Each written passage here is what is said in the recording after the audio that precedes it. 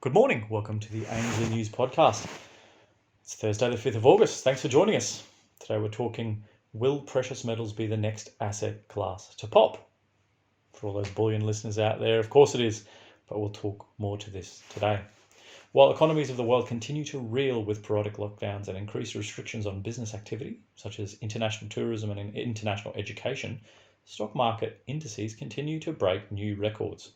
As seen in the S&P 500 chart we're going to show you, the boom-bust cycle of the 90s and 2000s has been replaced by a raging bull on steroids post-GFC. What makes the current market so difficult to fathom is the broader economy is in a recession, if not depression, as indicated by the grey zones in this chart we're going to show you here. Look at this chart, all the way back to 1995, about then, and 2021 here. That's from Macro Trends. These gains may be a function of the globe awash with increased M2 money supply. Here are some more charts from the US Fed and Reserve Bank of Australia. They show the change in overall money supply in the US and Australia, respectively. Here's this first chart here. Total assets. Wow, what a jump there. Central bank balance sheets in Australia increased to, well, a lot from July 28th to even more in the previous week. So it's a change from 564,000 million to 559 million, thousand million in the previous week. This chart explains it a bit more clearly for you.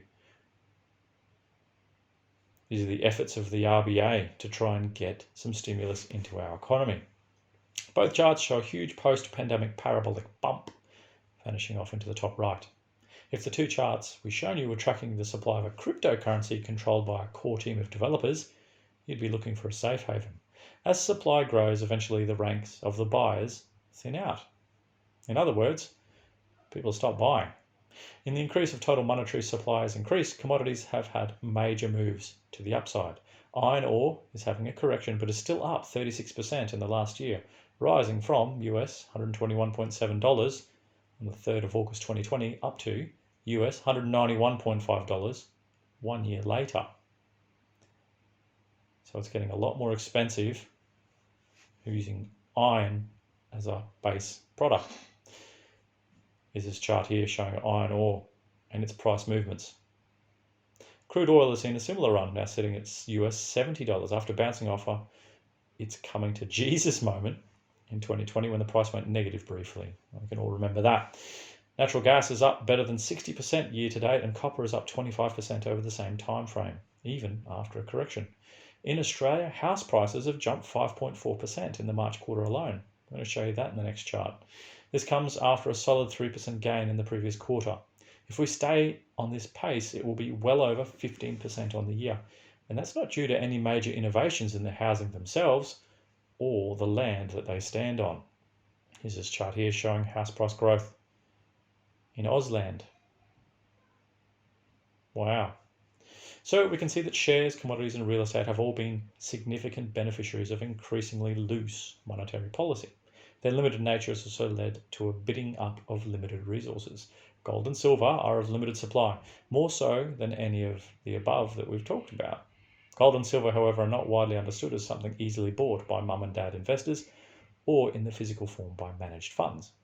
The latter use ETFs, and last year saw record flows into these synthetic bullion plays. However, that waned as everyone bought the Kool-Aid, or, in other words, just piled into shares as per normal. The last few weeks have seen increasingly concerning H2 US economic indicators, from poor ISM prints last night, shocking employment data. This will only increase the supply of near-free money as the Fed and government fight to keep the bubble inflated. As this happens, history would indicate a lot of these funds in the aforementioned assets will look to capital preservation over yield. Last night, gold spiked nearly $20 on that weak ADP jobs data along with bonds. But then immediately after, Fed Vice Chair Richard Clarida gave a quite hawkish speech, tightening rather than dovish easing, and both fully corrected almost to where they started. Gold finished slightly higher in the season, but it highlights how quickly the market will move to precious metals when the Goldilocks economy weakens amid record debt, record stimulus, and the return or continuation of COVID economic impacts. That shares fell, even that hint of tapering again, tells you what will actually happen when they do start tapering. Clarita expects tapering as early as December. That's only a few months away, everyone. This week we've written twice and talked twice about this current mid-bull correction gold has been grinding out since it bottomed out in March. Gold is still 12% beneath last year's all-time highs, and silver yet to stretch back to 2011 highs. The big question is whether precious metals will be the next asset class to boom. Last night gave you a hint of what's to come.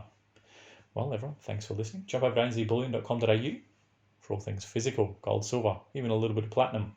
AinsleyWealth.com.au for all things cryptocurrency. Check out our new website if you haven't already. Pretty easy to buy now. You can also now swap between any of our cryptocurrencies and get an indication of what you'll receive. If you haven't done that before and you've got Ethereum and Bitcoin, you can see how much is worth against the other. Pretty easy tool to use. Jump in and have a go. And goldsilverstandard.com, our own cryptocurrency built, backed by real gold and real silver and stored at Reserve Vault in Brisbane. Enjoy your Thursday, everyone, and we'll catch you tomorrow for end of week news.